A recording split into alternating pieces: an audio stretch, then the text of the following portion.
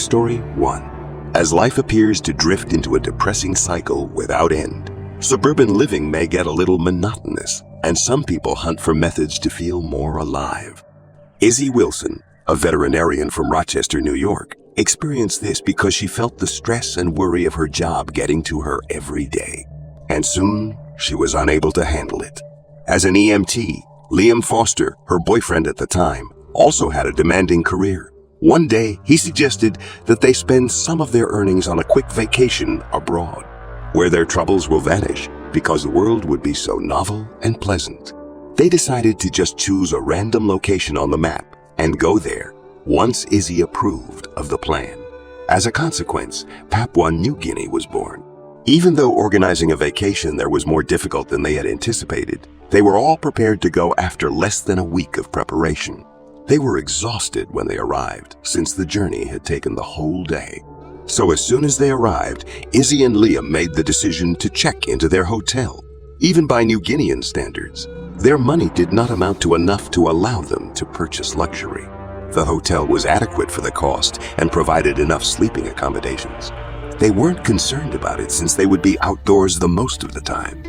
The trip was scheduled for 5 days, and on the first day they did nothing more than explore Port Moresby, the nation's capital, mingle with the populace, and sample the food. The next day, they recruited a local who provided transportation for tourists to see the canals and see wildlife go into the vegetation around Port Moresby. They weren't many, but they were lovely. On the third day, Izzy and Liam were relaxing in the sun in front of a cafe. It was a pamphlet when Liam showed it to Izzy by pulling out a crinkled sheet of paper and flattening it out on the table.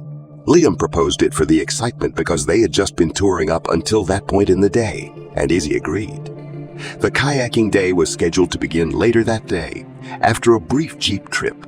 Before meeting with the kayaking teacher, they completed their beverages and had lunch. They arrived someplace without any indication of any structures or human population after a bus trip that lasted approximately an hour.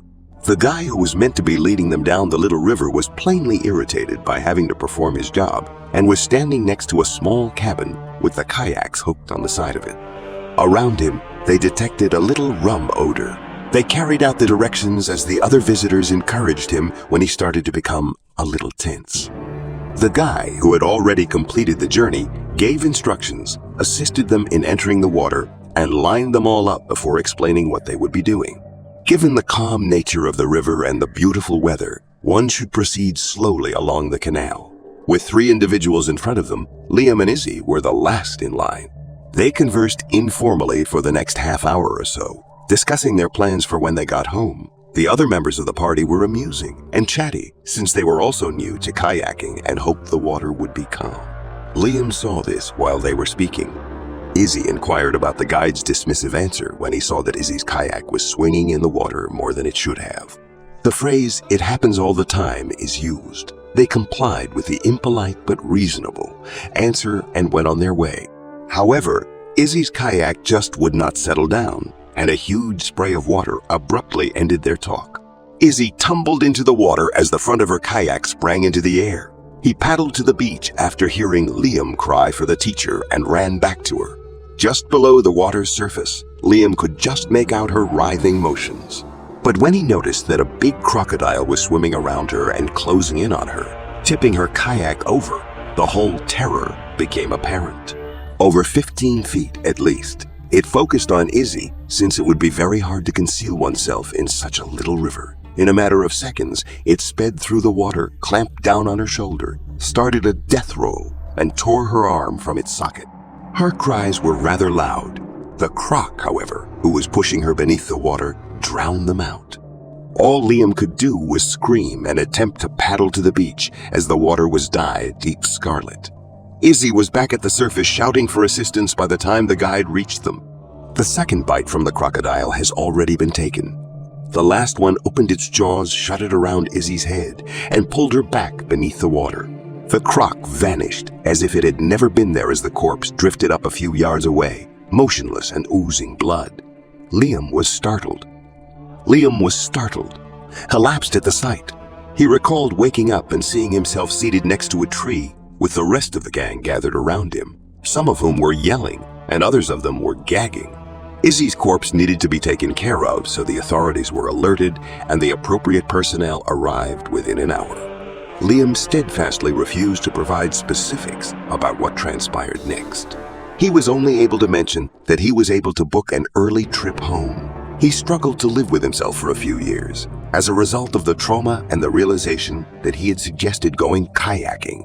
He said that the incident altered his life's course for the worst and that he was unlikely to ever fully recover. Story 2. Heroic acts are laudable for all the right reasons, yet on occasion, the hero may regret taking the risk of saving someone. Empire Chin worked with metal. 52-year-old man traveling along the delta of the Chao Phraya River on his way to work one day. To go to the factory, he had to walk through his little town and a small woodland in the early morning white fog with poor visibility. Therefore, since it was too early, individuals were mostly unheard of. He walked out of the town and onto the tiny meadow that led into the riverside woods. The fog made the trek brisk and rather creepy, but Empire was undeterred and proceeded. He saw something weird at the bridge across the river after 20 minutes of walking. A little bicycle was on its side. There were round tufts of grass pulled out of the ground, and there was a basket made of woven bamboo. He felt a constriction in his throat, as if something awful had just occurred. Empire hurried ahead and looked around. Around was nobody around, although the bicycle may have belonged to a little kid.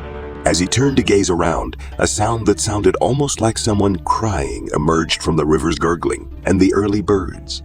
The most obvious place to search was on the tiny cliff that overlooked the river.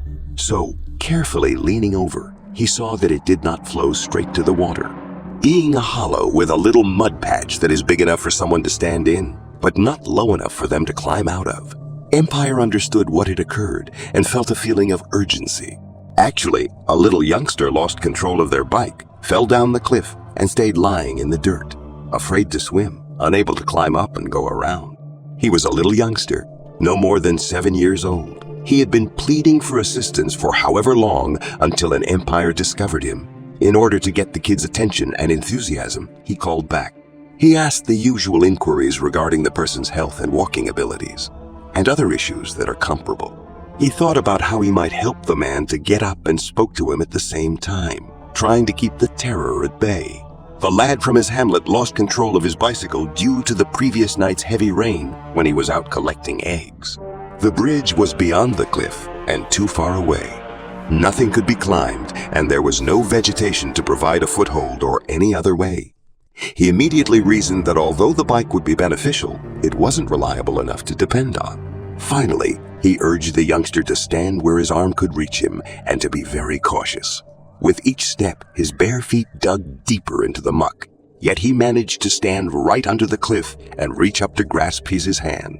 Amphi went farther over the cliff's edge in an attempt to grasp his hand since it was so close. Just a few inches away, the youngster was able to grip onto his hand and pull him up as he sprang to his feet. Given that he had devoted so much of his life to hard work, he was a strong guy. He then seated the youngster next to himself on the ground while pulling him up and holding him tight. Just as the youngster had sat on his bike and picked up his egg basket, he checked the boy for any injuries or wounds and then told him to go on his trip. Amphi sensed the earth trembling and felt it shake underneath him, move aside, splintering and knocking him to the ground. The child had recently been on the same dirt bank. As a vacuum developed around his back, he strained to sit up as he felt his back sink into the dirt. He eventually succeeded, glanced around, and understood what had occurred. Over the sunken embankment, a thin layer of grass and soil formed the little cliff's edge. As he sat on the ground, he saw that some roots had been exposed by the descending soil, allowing him to crawl out. He sat down for a moment to calm himself, taking solace in that, but the quiet never came. A very enormous, very furious crocodile had burst through the surface of the water alongside him, grabbed onto his arm, and was now supporting him as a giant figure, gliding through and right towards him. While the beast was slithering back into the river and biting into his flesh, he shouted and refused to let it pull him under the water to his death. He plunged his feet into the muck and struggled mightily to drag the croc away from him, but the croc's strength was too much. Amphi could feel his tendons cracking and his flesh ripping as he was yelling the whole time. However, the exhilaration caused him to lose focus and just pull. As he continued to pull, he was astonished to see the boy's bike go down the cliff and crash on the croc's head. He screamed with Ampai and did what he thought was best at the time, which ended up being the exact action that saved the life of a pie. He was able to rip his arm free and fall back into the slope as the croc briefly lost go of him. The roots were visible and whining and breathing loudly at the same time. He grasped them firmly and used one arm to raise himself as high as he could. When he turned around, the croc was apparently biting down on the bicycle as a threat reaction, but it soon released its hold and resumed going ahead. The child once again assisted him by pulling his shirt as he swung one of his legs onto the ground and fought to get up. It was plenty for Ampai to get away from the croc, which had emerged from the water and snapped at her. He turned over onto his back. He let out a shout of relief, but soon gave in to the excruciating agony in his arm. Blood was pouring out of his wound, and he felt himself beginning to lose consciousness. He yelled to the youngster to hurry and find aid, and the boy broke into a dead sprint toward the town while shouting. He collapsed. He was startled to hear others screaming and running to aid him, but he was only awake for a short while before he lost consciousness once again. With his injured arm wrapped in many bandages and connected up to a blood bag, he awoke in a tiny clinic. While feeble, he was grateful to be alive. When his wife and boys saw him, they raced to give him a hug and inquired about his well-being. Back of everyone, the family of the small child he rescued came to express their gratitude to him lavishly, since they knew that their son may have perished at the hands of the river monster without him. Story 3. Sarah and David Chambers, who are 31 and 30 years old respectively, set off on a camping vacation in the isolated wilderness of Kakadu National Park. However, when they came face to face with a terrifying predator, their excursion rapidly turned into a struggle for life. The two were Australian citizens from the northern Australian city of Palmerston. They had heard about the splendor of Kakadu National Park and decided to have a weekend getaway there. On July 7, 1998, they left for the park. However, it took them 2.5 hours to get there owing to traffic. They were happy to come, however, due to how lovely the park was and how kind the other campers were. Many people chose to pitch up tent along the serene Jim Creek. The peace and quiet of the Australian outback was appreciated by the pair. The warm warmth of the setting sun faded as night fell, giving way to the cold embrace of the night. Little did they realize that a silent menace was waiting for its chance to strike, just under the creek's placid surface. Being the amiable Australians they were, other campers nearby also chose Jim Creek, as their campground. Together, they indulged in a few cocktails while chatting the night away. Despite being strangers, they had fun, shared tales, and performed songs. Sometime into the evening, with the brook gurgling, they retired to their tents. However, Sarah and David were not aware of the fact that a crocodile had surfaced from the stream, perhaps drawn to the sounds they had made a few hours earlier. David was the first to notice that he was being pulled out of bed, and when he recognized it, he began to panic. It wasn't a nightmare. He roused Sarah from her sleep as their tent began to shake ferociously, telling her to put on some clothes and unzip the tent flap on the side where she had been lying. She yelled as she had been lying. She yelled as she hastily left the tent, urging David to do the same. Just as the tent on his side gave way under the weight of a large crocodile moving closer to her, he turned over. The other campers were informed by her continued screams, but it was too late since everything happened so quickly. The predator made a terrifying demonstration of dominance as it pounced straight towards Sarah's jaws. It hissed ominously as it surged forward, clamping its jaws shut, but almost missing her as David emerged from the tent. Although she staggered back while yelling, the crocodile's pursuit continued. As Sarah's survival instincts took over, time appeared to slow down. She was crawling away from the enormous crocodile, immobilized with panic since she couldn't stand on the loose earth. David stared in complete shock as his companion just evaded the predator's grasp. The other campers had become aware of what had been occurring and had hurried to their side, overcome with terror yet attempting to defuse the situation. As he became more aware of the seriousness of the situation, fear gave way to an adrenaline rush. He grabbed a nearby branch and used it as an improvised weapon when his instincts to defend himself took over. Even though he was certain it would not help, anything was better than nothing since his companion was going to be devoured.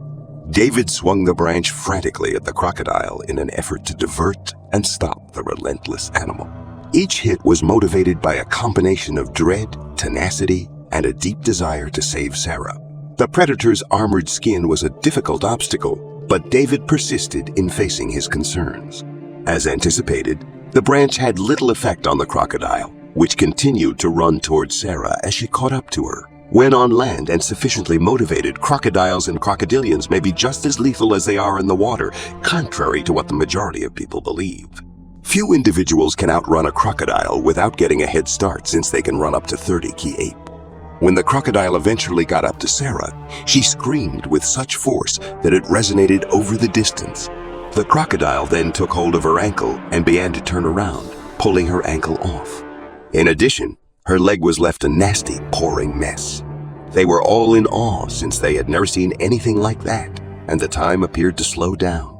The ankle was squeezed down and swallowed by its swinging, reopening maw. Propelled by resolve and a rush of adrenaline, David resumed his aggressive and deliberate onslaught without stopping. He saw the beast eat its food while he was in front of it. While he fought it off, two guys grabbed Sarah by the arms and pulled her to safety while yelling for the other campers to hasten over and assist Sarah in getting back. She continued to scream as they carried her a few yards away, sobbing in an attempt to quiet her down and stop the bleeding. As the crocodile rushed forward with its jaws wide open, David immediately rammed the big stick hard into its neck, making it his, and staggered backward into the water. David dropped the stick as he went at his companion after realizing this was his moment. Throughout the whole trip to the closest clinic, she didn't stop sobbing. She didn't lose much more blood, however, since they responded promptly to her situation, got her to the hospital immediately, treated her wounds, and stabilized her as best they could. The other campers who got lost trying to locate their automobiles joined them when they had calmed down after the trauma. David waited for the call to see his partner as he sat in the waiting area. She could leave the clinic after a week, so he ultimately did. Although it took some time, Sarah gradually learned to let go of the past and regained her ability to walk during the peaceful, sad trip home.